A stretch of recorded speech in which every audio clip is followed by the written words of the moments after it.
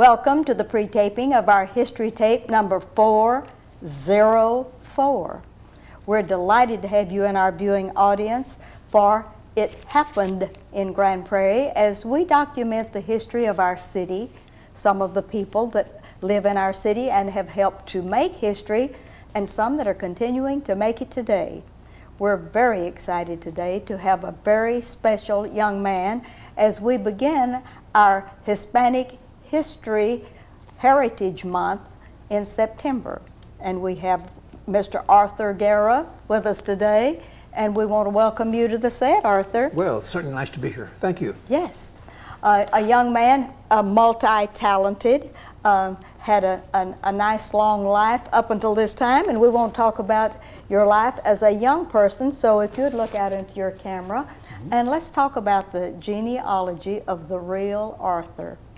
Well, thank you. All right. Well, you know, I've been in Grand Prairie since 1965, but I was born and raised in McAllen, Texas. That's the Rio Grande Valley. Yes. And my mother had one of 7 children. My mother was widowed when I was very young. My youngest sister was still in a crib at the time. And so she raised us all, 7 of us. Well, I would like for you to give your mother's name. My mother's name was Cristina Pena, P-E-N-A, Pena. Okay. And she herself had been orphaned with her 2 sisters. And at the age of 2, 3, and 5, I think, 6, they were sent to a school called Holding. It was a Methodist boarding school for girls along the border. And there they were raised, and it was a very fortunate thing because in those days when they were young children like that were widowed or orphaned, they were split up with families. But in this case, they were kept together, and fortunately they were sent to this school and they all received very, very good educations. My mother played the piano, spoke Spanish, Portuguese, and French as a result of this education in the school. And she began to teach at the age of 16. Anyway, however that may be, time passed. She married my father, and then she raised 7 of us. Would you give your father's name? Well, his name was Porfirio Guerra, and no longer living, of course. Yeah. But he was, my mother used to say that even during the Depression, he always had a job. Oh, that's great. He was a good salesman. Yes. He sold, I remember that, and very vaguely. However that be, she raised us, but she encouraged us. The great thing about this is she taught us the work ethic, something which I see is missing in many young people today. From a very early age, we were required to work and to find a job. And that was good because at the age of 16, for instance, I drove a 2.5-ton truck, would take 60 cotton workers out to the field at 7 o'clock in the morning, bring them back at dusk, and repeat the whole thing the next day. All right, tell us about your experience as a young person when you first started to elementary school, your schooling. Well, in those days, that was very long time ago, my mother being widowed, of course, and we lived roughly 2 miles from the school. Everyone walked 2 miles to school, right? Walk to school. We were no exception. And she sent us off, and I enrolled myself in the 1st grade. And I enrolled my younger sister in 1st grade. How wonderful. And that's the way it was done in those days. And it was a school called Lincoln School, which no longer exists. Torn down, beautiful school. I was sorry to see it destroyed. It was a classic school. But we got a fairly good education there. And being schools as they were. Yes. And then from there I went on, and when I was in high school, by the way, I love school. There's something about school I like. Did you have a favorite teacher in your elementary grades Yes. that was important to your life? Yes, absolutely. There were 2. One was Mrs. Polk, who taught me English, and she required me to read, all of us to read. And of course, by the time I got out of 8th grade, I had read something like 26 books, but that was not unusual in those days. We all read in those days. Yes. And Mrs. Gregory, who encouraged me in art. The only art classes I ever had were from her in the 6th, 7th, and 8th grades. And not until I went to college did I receive any instruction. So those 2 teachers were my big inspiration. All right, and then on from your grade school on into middle school or high school, tell us about your excitement of being in high school and what was your favorite subject, maybe your favorite teacher in high school, and what was your specialist? Well, the school, McAllen, of course, was a multiracial school, about 50-50 Hispanic and Anglo, as they were referred to in those days. And there was no problems of any discrimination or racial problems in those days. And we didn't think in those terms. We really didn't. Good. And times change, but Yes. but as a result, the school was very homogenized. Myself personally, I was president of the junior class. I was editor of the yearbook, president of the band, and most popular 4 years straight. But in other words, because I love to get involved. Now, What instrument did you play in the band? I played trumpet. You played the trumpet. Still do today. Uh-huh. And during high school days, we would play. I'm going to tell you this. This is interesting. We would play in high school dances. They would end around 10:30 at night Yes. in those days. Mm-hmm. By 11, everybody was gone. Yeah. Then my friend and I, Bill Posey, would head straight for the border, go across the border, and play in the nightclubs till about 2 o'clock in the morning. Yes. Now, the reason I mention this is because he and I and my friends were totally surrounded with dope and liquor and all that, and we never touched it. It wasn't part of our culture. It just wasn't done. But all we wanted to do is play music. And we Yes. played the big band music. And my only claim to fame was Jimmy Dorsey came down to play, Jimmy Dorsey's orchestra. And I went up to him and I said, "Can I sit in with you?" And he looked at me, he said, "Can you hit the higher register?" And I said, "I sure can." He said, "You can play." So I played one piece with Jimmy Dorsey. That's my only claim to fame in music. But those were great days. And then, Yes. but I went ahead. My grades in school were fair. I didn't make good grades. No one does really, and I don't. And you graduated what year? In 1952. 1952. A long time ago. From McAllen. Uh-huh. And I Okay. got out in 3.5 years. Wow. Went directly the very next day, hopped on an airplane. My mother wouldn't even see me at the door. I knew she didn't want to see me off. But I left, went to Houston, got an airplane, and arrived in LaGuardia Airport. All right. At the age of, I was just turned 18. All right. And I went and met my sister there in New York, who was attending Juilliard School of Music. She was a sophomore. Uh-huh. And, And what was her instrument? piano She and was violin. piano. She had 2 Okay. scholarships. Oh, wonderful. And those were the days before scholarships. There was no such thing as Yes. we see today. She was good. Anyway, she met me at Grand Central. This is interesting. And she said, "Hi." I said, "Hi." She said, "How much money do you have?" I said, $60. She said, "I need 30." So I started my day off in New York City with $30 in my pocket, and had never seen snow. It was February. Never been in a big city. And I got into YMCA, and the next day I went straight to Brooklyn, found my way on the subway, and enrolled in Pratt Institute. And that began my life in New York. All right, now tell us the institute again. Pratt Art Institute. It's in Brooklyn, New York. All right. Without question, one of the finest schools in the nation. And they didn't want to let me in because it was the middle of the term. I showed up in February. And they said, "We can't, the classes have all started, and they're for credit and all that." Mm-hmm. And I said, "Well." How did you know that you wanted to be an artist? Here you are, only 18 years old, right fresh out of high school, jumped on a plane, go to LaGuardia, etc. Who was the inspiration that built this artist fire in you? My mother.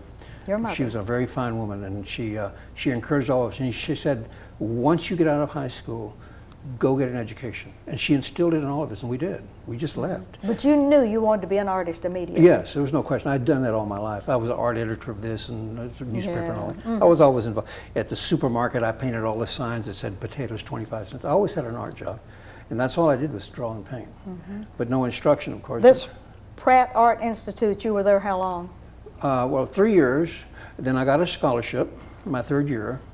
And I studied at the Royal Academy of Fine Art in Stockholm, Sweden for a year. Okay. And I also worked for a company called Bonniers Publishing Company as a designer while I was in Stockholm. And in the evening, I attended the University of Stockholm, where I studied the Russian and Swedish languages. Yes. And that was interesting, because Yes. if you're going to be there for a year, you have to do something at night, right? Yes. So I studied those. And then after I got out of school for a year, I kicked around Europe for 6 months and returned and finished Pratt. Okay. And those- Finished Pratt in what year? 1960. 1960. And you're a full-fledged artist by now, right? Well, in a sense. In what arena of the art are you going to focus your life, do you think? Well, actually, I graduated as an illustrator, and I minored in advertising, which was a good move. And even when I was in Pratt, I was already doing, I was a junior and senior in high school.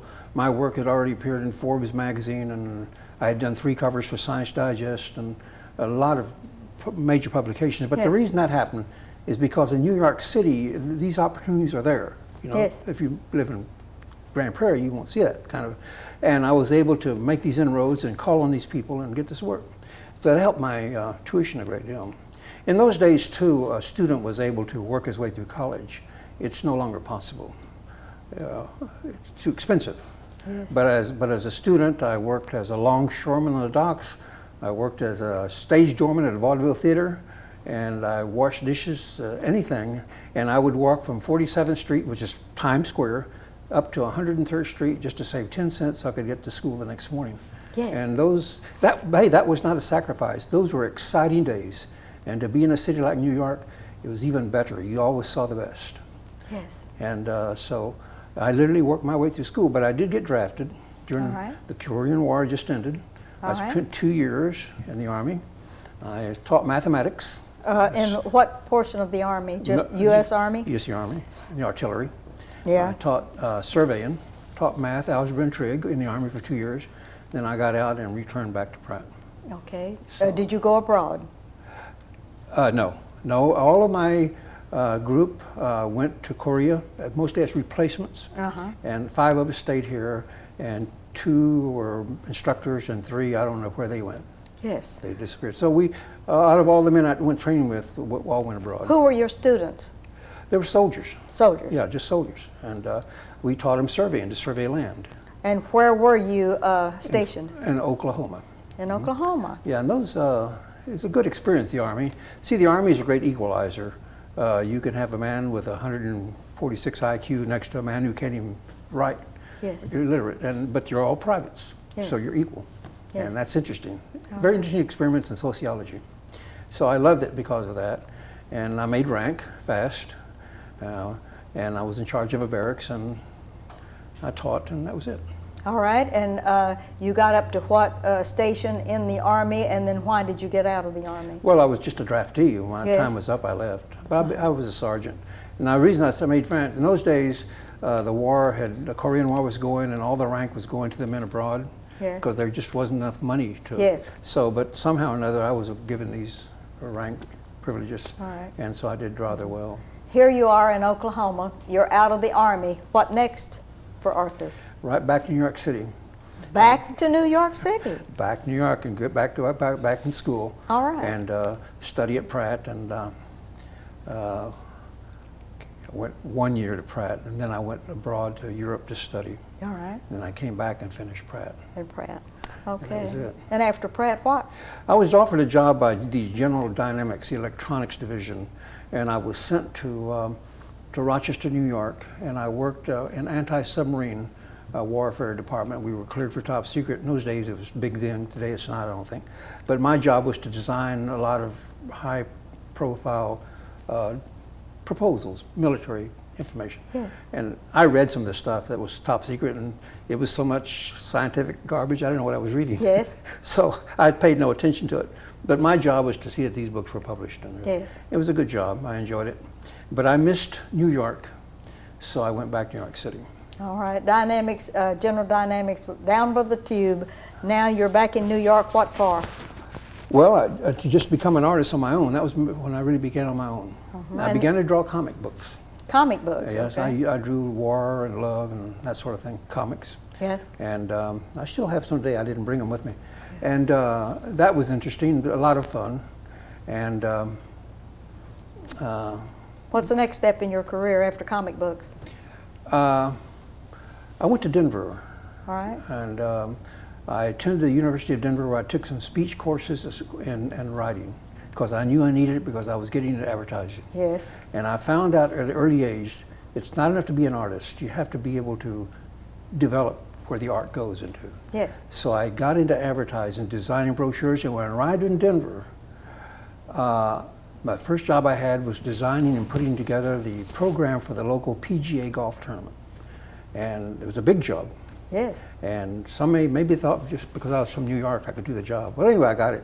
And that really set me off. And I immediately enrolled in the University of Denver, took courses there. And then I taught for 3 years at the Colorado Institute of Art and another school called the Rocky Mountain School of Art. And that was my first experience in teaching. What was your opinion of that? Fascinating, because some of the courses I took, one of them was for mental rehabs, people who had had nervous breakdowns and veterans who had cracked up. And it was strictly a therapeutic thing, not from a medical point of view, because I don't have any training in that. But from an art point of view, I would work with them. And that was really interesting and fascinating. I did that for over a year. And the ages of these students, they were all adults, from 18 to about 65. And you had to be very careful, and I learned a lot from working with these people, and I really... What an experience. A fascinating experience to see them, their attitude towards art. And they tried so hard. Yes. And sometimes they would start, even class would crack up and cry or something. Yes. So I learned to work with them, and I really enjoyed that. I found it very rewarding. After Denver, what? I began to freelance. And I was freelancing for Brown Shoe Company, the people in Missouri. And they're the company that makes Life-Stride shoes for ladies. Biggest company in the United States. Yes. And what I was doing for them was designing interiors of stores. Not the in-store, but sections like the children's section, and I would do it. And I did this for a while, and they said, you have to go to Dallas, they said, because we just opened up a store there, we want you to see it. And of course, they were paying me well, so I came to Dallas. And while I was here, Vought Company was here, the aircraft company. Yes. And as you can see from my interest of these airplanes, yes. I'll show you, I love to paint airplanes, and I've always done that. So I went to call on them, and I said, I'm a freelancer looking for work, And they said, well, we don't give freelance work out. But they said, we're now building an airplane called the A7, and we need some pictures of it. Yeah. So we'll hire you to paint them. So my first task at LTV was to do about 20 paintings of this new fighter plane called the A7 in all kinds of attitudes, bombing, strafing, refueling, and that was great. Yes. And so you moved to this area. Yeah, and moved. Gave up your freelance work. How wonderful. And went to work for LTV, and they paid What me. about Brown? You just said bye-bye, Oh, yeah, Brown. I said I was freelancing for them. Yeah, I was a freelancer. That's okay. Contract worker, in other words. Yeah. And they understood. Oh, yeah, of course. And you relocated to where? To Grand Prairie. To Grand Prairie, Texas. Yeah, been here ever since. Yes. Great little town. Yes. And that was basically it. But I only lasted in that art department for about a year and a half. And then while I was working at, as they call the Tower, I was working for James Lang, actually designing some of his books. Yes. Again, proposal, they sent me up there. Yes. And at that time, James Lang was a very big man in Dallas. He was big man on campus, wasn't he? Right, big man on campus. And the books I designed, they were so top secret that we had to break them up and send them to different printers so that one printer wouldn't get an entire business proposal he was making. That made sense. I'd gone through that with General Dynamics, so scientific secret work. So and while I was there reading the Wall Street Journal, I read that LTV was going to train 700 workers from the Rio Grande Valley, Mexican workers, to come up and work up here. Yes. So I approached them. I said, look, I'm from the valley, and I speak Spanish. I said, I'm made for this job. I can help you run it. They said, you're hired. So they put me on as a counselor. And me and another fellow named Rod Rodriguez, who sadly enough just passed away last week from cancer, but he and I literally worked this whole program. And we brought them up here. We were counselors. We made sure they had places to stay. We helped them to get to the city. And so they would be acclimated while they worked, right? Yes. And if their wives were sick or children, we would take the children to Parkland Hospital. You put art on hold for a while then. That's right. Yes. And this was the training department. This was fascinating because LTV did so much for these people. And in the area where we would take these Mexican workers and they say, no Mexicans allowed, Yeah. I told LTV, don't say anything. We'll just make it in and run. Forget about the people. Just find where to go. Yes. We're not a civil rights organization. We're trying to find workers to work here. They said, fine, that's the attitude we want. And we did that. It worked out fine. But these workers have become some of the best workers I ever had. They adjusted nicely. Their families adjusted. Very few went back to the McAllen and to the Valley. And then after doing that for a year, LTV said, well, we're doing training in Chicago. How would you like to go run our operation up there? And I said, sounds great. So they sent me to Chicago, and very unnerving experience. The first week I was there, my car was stolen, so that was no bad. That was all right. But I worked in the training department in the ghettos of Chicago. By the way, that was when Martin Luther King had just been murdered. Oh my! And the riots up there. So I worked in the black ghettos, developing training programs, and that was fascinating to me. And I worked nicely with them, and did that for over a year. And then I came back and was sitting in LTV, laying off high-priced engineers. I was in industrial relations. Yes. I was one of the men who laid them off. And I thought to myself, you know, I've been out of my artwork for almost 3 years now. Yes, you have. I think I better get back to my first love. So I resigned from LTV. Probably would have been laid off anyway, really, Yes. because that was a trend. But I wasn't laid off, but I probably would have been.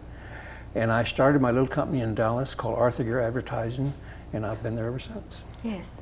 And just last year, I Yes. got out of advertising, and now I just paint. Now you just paint. You Just have paint. finally decided to leave all of those other end runs that you made, and now you're a member of the Visual Arts Association Yes, here in I- Grand Prairie, Texas.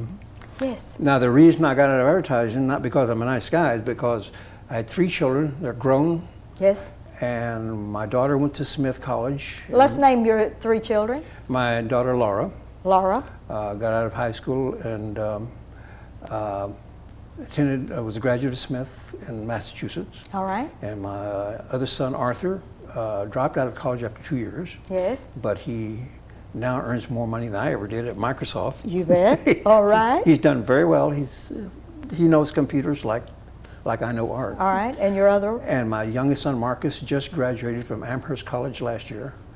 And with that great pressure, Yes. You had to print money for quite a few I was years. making my own money in the basement, Yes, as yes. the old saying goes. Yes. Then now I can sort of relax and just paint. And just paint. And painting in Grand Prairie is fine, but what you brought some of your paintings with us, and I know that Raul can pick up. Give us something about this watercolor out here. Well, this is a snow scene. This is Bucks County, Pennsylvania, and Bucks County, Pennsylvania is a beautiful part of the country. Yes. Very historic. That's where all this first revolutionary lived. And this is a lake that I used to skate on. And, Oh, it did. when it got used to ice over. It was a pond, really. Yes. And I did a painting of it. I like that. All right. There's a rendering on your right over there. This is just a still life. A still life. Let's bring that over where Raul can get Okay. a good picture of that without the glare. Yeah, I don't know if he has a How great- we doing, Raul? Okay. And this is still life. I set it up in my room, my house. Yes. And just a couple of oranges. And this is a study in shape and form. In other words, we have glass, ceramic, fruit, flowers, and space, and to make them all, including the And this is glass watercolor? Watercolor. They're all watercolor. Oh, that is- I do a lot of oil painting, but I only brought watercolors here today. All right. And you have only watercolors down here. Uh-huh. Is that your favorite medium? No, I prefer oil, You prefer the oil? but I just watercolors. I do Do a you lot do of the oil. acrylics? I do acrylic also. A lot of Okay. acrylics. I do a lot of abstract painting. Oh, that is good. Look what. Yeah, that ship there, see these paintings I do, for example, that painting, no such picture exists. You have to create these. And I saw a picture of a liner that was on stormy seas, and I thought to myself, it's sinking, so I turned it into a painting. And then I turned it as a night scene also, and I added the men in the boat escaping in a submarine way in the back. Yeah. And I just turned it. Now this sort of thing, not too many people buy paintings like this. Let's be honest about it. Yeah. But I enjoy doing it, and I find inspiration to create something like Yes, this. You have to uh-huh. create the fire, the ship, the men in the boat, everything. All right. Let's get to another one. Is there another one you want to feature? Well, this is this flower scene down here in front of me. That one, that's just a garden scene, and the way these are painted here is I saw the back of a house with glass like that, That is a million little daubs of watercolor. Watercolor, And yes. what I did is plant my own garden. And Yes, I do you a lot do. of gardening, by the way. Oh, you do? So it was easy for me to paint the flowers that I could see in my mind, and I put all the flowers in front of it. And this is, they're very time consuming. By the way, these paintings take a long time to do, some of them. And this is what artwork demands, a lot of discipline to realize that if a painting's going to take 20 hours, take the 20 hours or 10 hours or whatever. Do you start a painting and finish it completely, or do you start part of it and then add a little to it and add a little to it? That's the way. You can't just sit down and do it. Not any more than a writer can write a book, you know, in one sitting, although Hemingway could do it. Would you encourage any young person to become an illustrator or an artist? I have you on this show because I want you to inspire some young person, and preferably I want them to get the gist that as a Hispanic heritage person, you have progressed all the way from McAllen to the very finest art institute that there is in the United States and have become successful, and now you're retired doing what you love the most. I'd like for you to talk about that in about 1 or 2 minutes. Okay, to begin with, for any young student who wants to be, if you have to ask someone if you should be an artist, then you shouldn't be, because you have to know it. It has to come from the heart. This applies to anything, whether it's dance, writing, or music, anything. That's the first thing about the creative arts. And secondly, you must really have to learn to sacrifice, because sometimes in artwork, the money just isn't there. But you have to learn your work, and then if you're married, you have to have an understanding family and wife. Yes. Now, I've always been very fortunate. I've done rather well. But there were times when I first started out in New York City where it was rough making a living. Yes, it was. As an artist. And so you have to be able to do that. And when I, for example, as I worked as a longshoreman, loading fruit, by the way, from Texas, yes. Unloading the fruit, we were artists at that time trying to make a living. Uh-huh. But I'll tell you something, there's always someone willing to help you. You don't expect a handout, but the help is always there. And I'll tell you who helped me, and that was the JCPenney company, the home office. I got to meet Mr. Penny himself. I sat and had lunch with him one day because I was the only one who would. He used to sit in the cafeteria. And I went and sat with him, and we talked for a long time.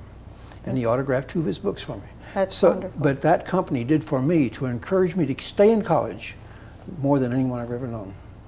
So those were the good, exciting days. And it wasn't a sacrifice to be hungry and hard and tired. It was just part of life. Arthur, it has been wonderful to have your testimony, your life story, the inspiration that you'll probably be to, we hope, many young people that may watch our show. Thank you for your life and for the dedication and for the beautiful work that you do. And thank you for being in the community and a member of the Visual Arts Group. And we'd like to end this show saying that history is as we live and do, and congratulations for being our 404 History Interview. Well, thank you. It was my pleasure. Thank you.